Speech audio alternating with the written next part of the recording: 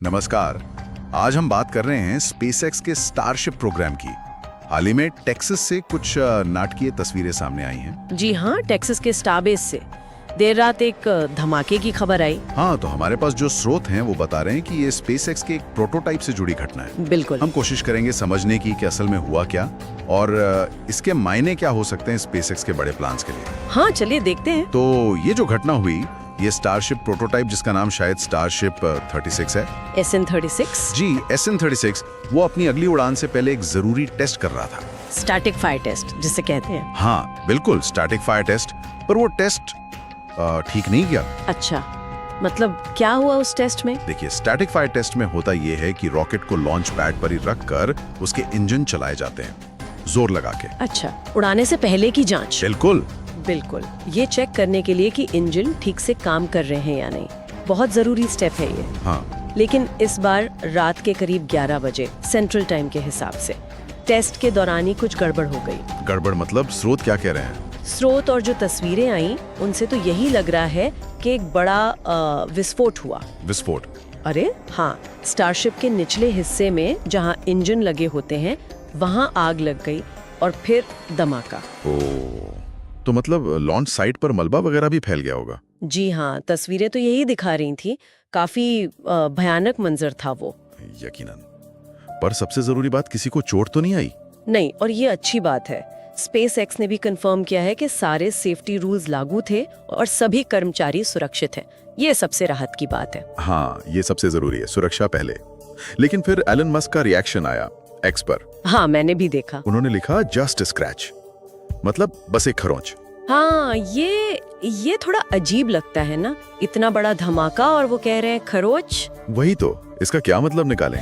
देखिए, ये Elon Musk का अपना तरीका है, शायद थोड़ा बेफिक्र अंदाज।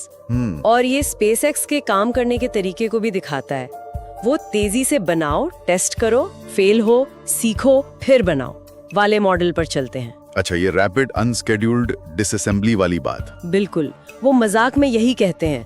तो शायद उनके लिए जब तक कोई इंसान घायल ना हो या कोई मेन इंफ्रास्ट्रक्चर तबाह ना हो, तब तक ये प्रोसेस का हिस्सा है। मतलब वो इन असफलताओं को सीखने का जरिया मानते हैं। हाँ बिल्कुल, हर ऐसी घटना, भले ही वो धमाका क्यों ना हो, उनकी का है, पर शायद कारगर है उनके लिए। समझ रहा हूँ। तो ये सिर्फ एक नाकामयाबी नहीं बल्कि जानकारी जुटाने का एक तरीका भी है। हाँ, कह सकते हैं। लेकिन फिर भी सवाल तो उठता है कि ऐसी घटनाएं भले ही उनसे सीखा जा रहा हो, जो उनका बड़ा लक्ष्य है, चांद पर जाना, मंगल पर इंसानों को बसाना, जी, उस टाइमलाइन पर असर तो डालती होंगी, देरी तो होती होगी। ये बिल्कुल जायज सवाल है। देखिए, जाहिर तौर पर हर ऐसी घटना से थोड़ी देरी तो होती ही है। पार्ट्स दोबारा बनाने पड़ते हैं, जांच होती है, बदलाव करने पड़ते हैं। हाँ। पर शायद स्पेसएक्स का तर्क ये है कि इस तेज रफ्तार वाले फेलियर और लर्निंग साइकिल से वो पारंपरिक तरीकों के मुकाबले ज्यादा जल्दी अपने अंतिम लक्ष्य तक पहुंचेंगे, भले ही रास्ते में ऐसे धमाके होते रहें। हाँ, शायद यही उनका कैलकुलेशन है।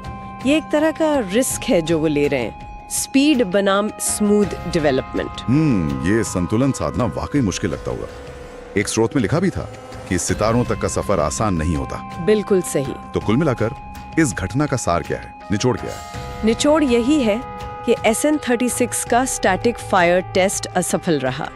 ये स्टारशिप प्रोग्राम के लिए एक रुकावट तो है। हाँ। लेकिन स्पेसएक्स इसे शायद सीखने के एक और मौके की तरह देख रहा है।